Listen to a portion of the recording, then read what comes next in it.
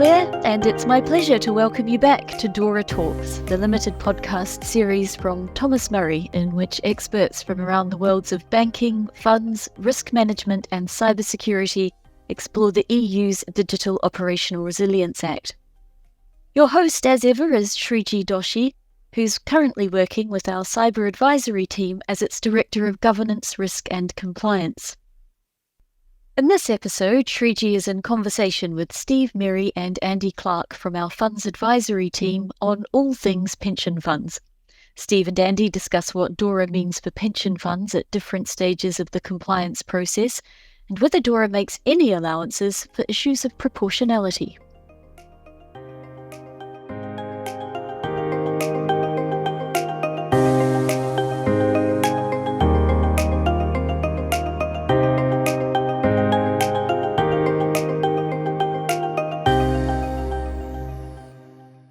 Maybe to kick it off, what's your experience with pension funds? You kind of speak to a lot of funds as with your role. Kind of give us some insights on how they are perceiving this. Thanks, Shreeji. So I guess we're quite fortunate that we've got a pretty global client base, funds, asset managers. But if we think about the pension funds specifically, DORA is one example of regulation specific to our European client base.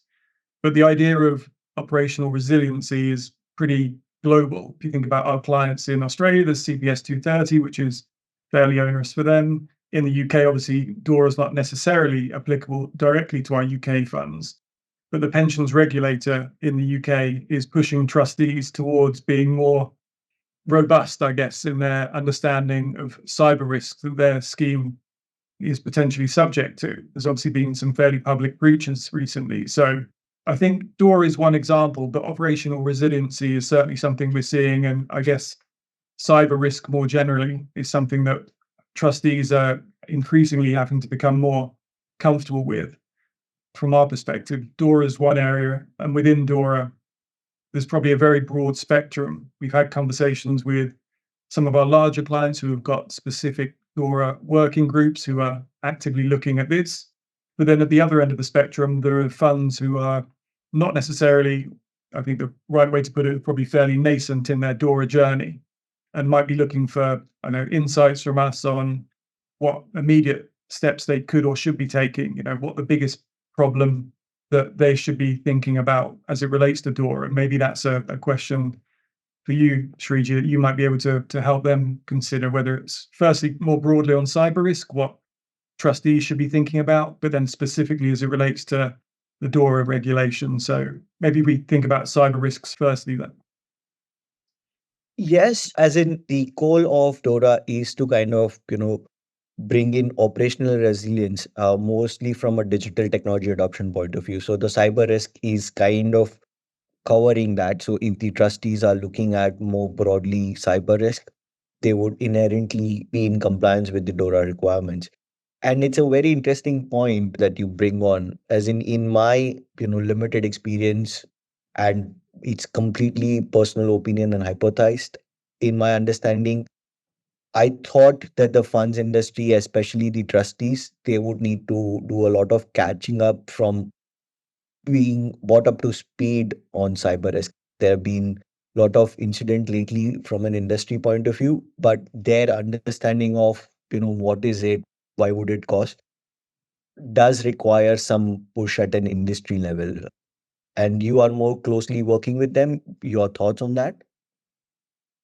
I think the challenge for the pension funds that we see globally is that the administration of the pension fund, the teams that we normally speak to, they're quite small groups of people. They have to wear quite a number of hats in their daily job. So when they see another regulation comes over their eyes and they're having to sort of deal with it, it depends how they want to prioritize it.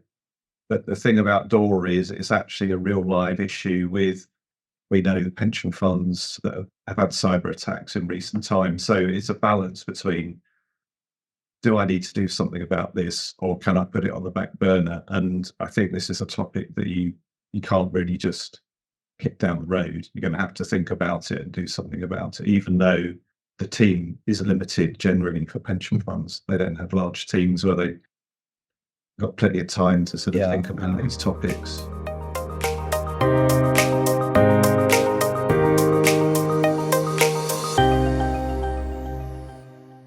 So with that in mind, I guess then, if I was one of our pension fund clients, as you say, at a kind of fairly streamlined teams typically, Yeah. and if they hadn't paid a lot of attention to, well, not paid a lot of attention, haven't had the resources to put against DORA yet, what could they be doing right now? What would be we've got January 2025 is when this comes in, and we think about the different requirements of DORA, whether it's resiliency test or whatever it might be, or the governance framework that they need to review. Is there any low-hanging fruit that should be their first step, do you think, to actually getting DORA ready ahead of January? Or The low-hanging fruit can be determined through a process, what any new regulation compliance journey would look like, which would be like a gap assessment.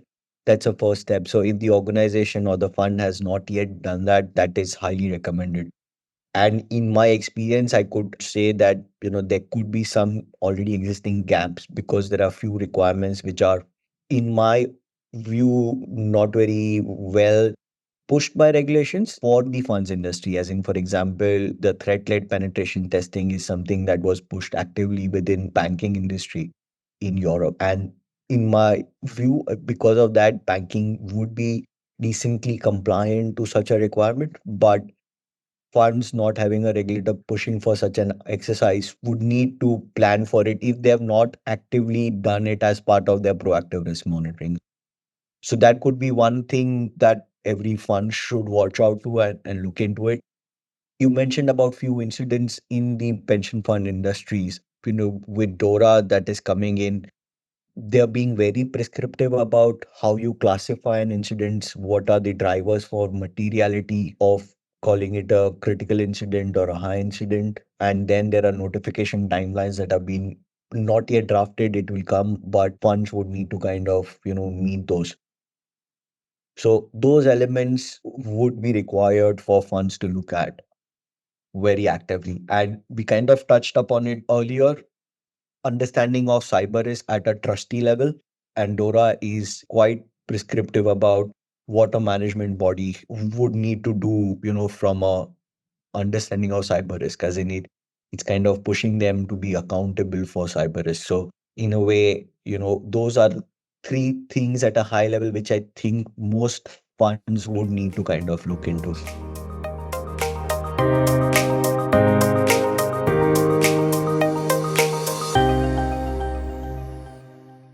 Yeah, one of the things that I picked up on looking at some of the publications that have come out is that one of the drivers for DORA is they use the phrase the interconnectedness across the financial entities. So Thomas Murray, we look at the whole post-trade space. So from a pension fund investing with a global custodian, sub-custodian, right down to market level. And all of these entities are connected by SWIFT and other similar tools. And I think what DORA is kind of the driver for it is to say, the global custodian might have very strong cyber protection, but the entities that connect into that global custodian, i.e. the pension funds, their protection may not be as far as advanced. So I think that is an interesting sort of idea that the pension fund must realize they're connected to this whole process and they need to make sure they're secure as all the other entities that they interact with. Yeah, indeed. To a certain extent, these interconnected nature of DORA can also be correlated with the requirements they have on ICT third parties, because they kind of use the same kind of ICT third parties across this value chain of post-trade life cycle. And DORA pushes very significantly on the ICT third party risk management and pushing them with standard contractual clauses. There is an initiative of categorizing critical ICT third parties, which would have an independent oversight framework by the SRs. So indeed, the interconnected nature of the world that we live in is something that DORA is kind of looking to manage risk of. Yeah, I mean, that's one of the countries that we have clients in is in the Netherlands. And for some years, when a pension fund interacts with any third party, there's quite a lot of oversight of all those third parties they use. So we see the Netherlands as being quite advanced in that respect. So yeah, I think other markets got a bit of catching up to do. Is that you have to make sure that the parties that you interact with have robust controls in place as well. So as Steve alluded to, each market have slightly different sort of regulatory sort of requirements. The regulatory requirements would be the same, but I think where they are from a maturity of compliance would kind of vary on the market side. And even at the Netherlands, if they have a fairly robust ICT third-party risk management framework or a third-party risk management framework, the one thing that we've covered in the other podcast on ICT third-party risk management, DORA is being so prescriptive. It is giving you the clauses that needs to go into an ICT third-party provider, which from a regulation point of view, I've never seen, which is kind of great because there is no gray area. They're saying these are the mandatory clauses that you need to have. So all these organizations would need to kind of redo their standard contracts with ICT third parties. And the good thing is that ICT third parties also see it, as in they know it's coming. So in my view, there would be limited resistance. Most organizations would need to make those changes on their procurement process.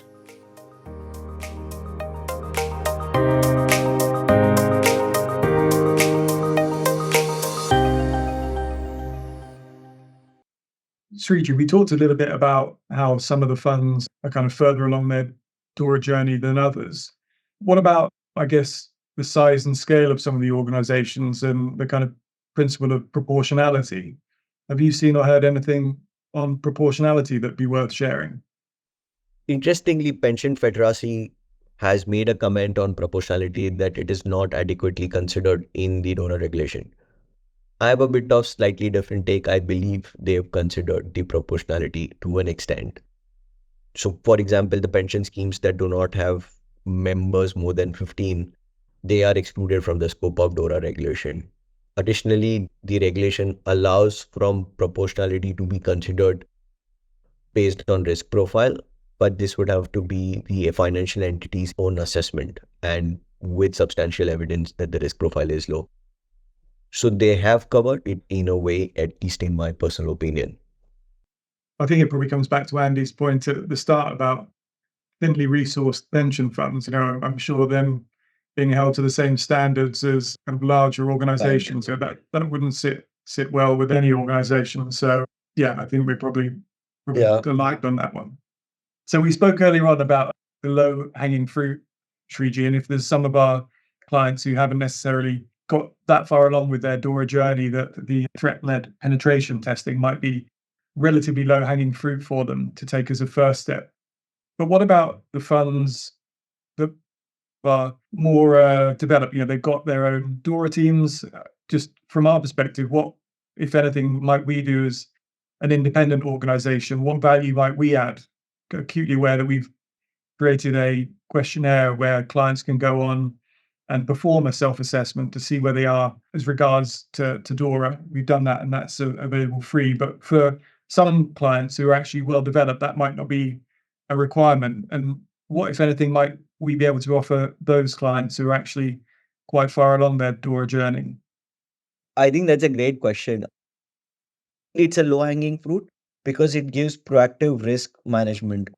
Penetration testing could be a very good exercise to undertake because it not only aids compliance, it proactively helps organization reduce risk. So, there is a huge gain to have both from a compliance and a proactive risk management point of view. The entire chapter of digital operational resilience testing pushes organizations to perform technical testing, identify vulnerabilities, and fix them. So, even if it's not from a compliance point of view, it will definitely help reduce the risks, the cyber risk that a funds would have. On the latter part of the question as to if the funds is significantly mature in the DORA compliance journey, our tool can still be useful. It could be a way to sense check how they are progressing. As in, typically when you get into the weeds, you have to kind of stop and check whether you're on the right path. It could be a tool to kind of, do that. Because it's available, most organizations could use it in two ways. One is, to actually know where to start off from. But if someone has already started, and running towards the DORA compliance, they could just take a pause and get a sense check of whether they are heading in the right direction. We can additionally, give an independent view for trustees. If their team believes they are in a great position, we can come in and independently also, provide a view on that. So there are various ways for our clients on how they could leverage what we have from a DORA solution point of view.